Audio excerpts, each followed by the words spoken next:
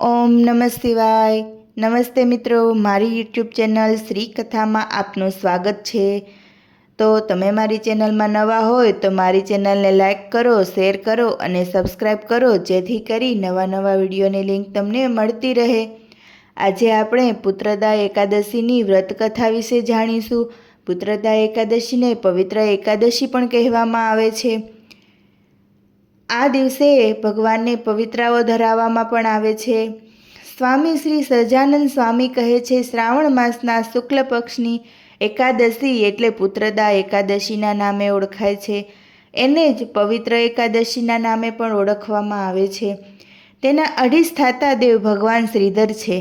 તેનું પૂજન પત્ની ક્રાંતિમતીની સાથે કમળના પુષ્પોથી કરવું, નૈવેદ્યમાં માલપુવા આપવા, અર્ધ્યમાં સીતાફળ અને દાનમાં પાદુકાનું દાન આપવું, પૂજન કરવું, જાગરણની સાથે વ્રત કરનાર પુરુષ પુત્ર, ધન, રાજ્યાભિષેક, સુખને અવશ્ય પામે છે।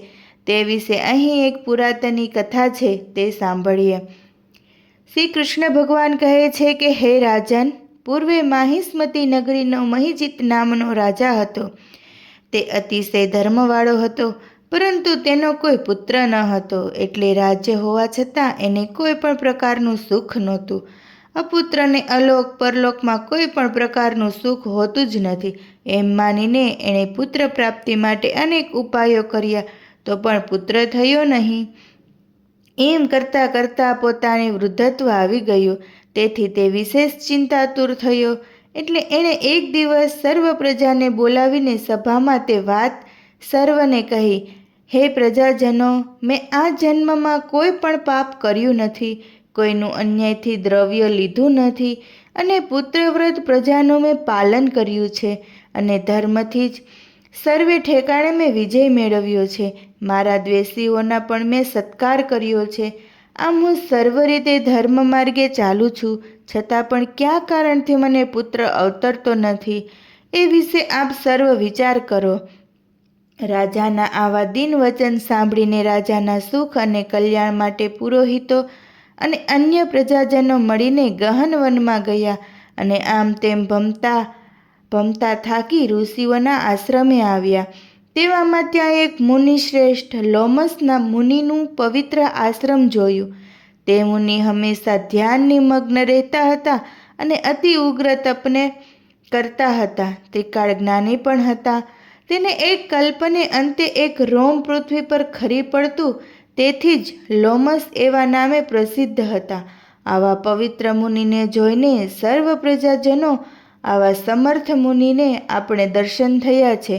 પછી એ સર્વને બે હાથ જોડીને ઊભેલા જોઈને ઋષિવરે પૂછ્યું કે તમોને જે ઈચ્છા હોય તે કહો, હું અવશ્ય તમારું કાર્ય કરીશ, કારણ કે સંતનો આ પૃથ્વી ઉપર જન્મ ઉપકાર માટે જ હોય છે। ત્યારે સર્વ પ્રજાજનો બોલ્યા કે હે મુનિરાજ, અમારું આવવાનું કારણ અમો કહીએ છીએ કે અમો સૌ અમારા સંયમનું નિવારણ કરવા માટે આપની પાસે આવ્યા છીએ, પરંતુ સદભાગ્ય જ આપના અમોને દર્શન થયા છે। સિદ્ધ મહાત્માઓના દર્શનથી સર્વ કાર્યની સિદ્ધિ થાય છે, માટે તે રાજાને પુત્ર પ્રાપ્તિ થાય એવો કોઈ ઉપાય બતાવો। પ્રજાના આવા વચનો સાંભળીને એક મુહૂર્તવાર ભગવાનનું હૃદયમાં ધ્યાન ધરીને રાજાનું પૂર્વજન્મનું વૃત્તાંત જાણીને કહેવા લાગ્યા કે તે રાજા પૂર્વજન્મમાં દુરાચારી નિર્ધન વૈશ્ય હતો, અને વેપાર માટે તે ગામે ગામ ભટકતો હતો। એક સમયે ગ્રીષ્મ ઋતુના તાપમાં જેઠ માસના શુક્લ પક્ષની બારસને દિવસે તૃષાથી વ્યાકુળ થઈને ગામ બહાર રહેલા એક સુંદર જળાશયમાં પાણી પીવા માટે ગયો। તે જ વખતે તે ત્યાં તરતની જ વિયાયેલી ગાય વાછરડીની સાથે તૃષાતુર થયેલી જળાશયમાં પાણી પીવા માટે આવી અને પાણી પીતી હતી। તેને પાણી પીતા અટકાવીને પોતે પાણી પીવા માંડ્યો। એ પાપથી જ આ જન્મમાં રાજાને પુત્ર થતો નથી, છતાં પૂર્વજન્મનું કોઈ પુણ્ય હશે, તેના બળથી તે પવિત્ર રાજાને પામેલો છે, અને નિષ્કંક રાજ્ય એને મળ્યું છે। ત્યારે પ્રજાજનો બોલ્યા કે હે મુનિશ્રેષ્ઠ, પુણ્યથી પાપનો ક્ષય થાય છે, એમ પુરાણો કહે છે. માટે તે રાજાના પાપના ક્ષય થાય તેવો ઉપાય આપ બતાવો અને આપ આશીર્વાદ આપો કે જેથી રાજાને પુત્ર થાય. ત્યારે લોમસ મુનિ બોલ્યા કે શ્રાવણ સુદ એકાદશી સમીપમાં જ આવે છે અને તે પુત્રદા એવા નામથી પ્રસિદ્ધ છે. તો એનું યથાવિધિ નિયમ પ્રમાણે વ્રત કરો અને એનું જાગરણ કરો અને એનું પુણ્ય રાજાને આપો એટલે તેને અવશ્ય પુત્ર થશે. આવા તે મુનિના વચનો સાંભળીને સર્વજનો પ્રણામ કરીને પાછા રાજ્યમાં આવ્યા અને શ્રાવણ સુદ એકાદશીનું વ્રત રાજા અને રાણી સર્વે પ્રજાજનોએ મળીને યથાવિધિ વ્રત કરીને રાત્રે જાગરણ, ઉત્થાપન, દાન, પુણ્ય વગેરે કરીને 12ને દિવસે તે વ્રતનું પુણ્ય રાજાને અર્પણ કર્યું. તેના પ્રભાવથી રાણીને ગર્ભ રહ્યો અને 9 માસ પૂર્ણ થતાં સુંદર અને બળવાન પુત્રને જન્મ આપ્યો. તેથી એ એકાદશી પુત્રદા એકાદશી કહેવાય છે.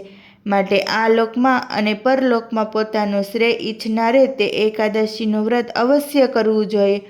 પુત્રદા એકાદશીથી કથાનું પઠન કે શ્રવણ માત્ર કરે છે તો પણ પુત્ર, ધન, ધાન્ય વગેરે સુખ પામે છે અને દેહને અંતે સર્વલોક પામે છે.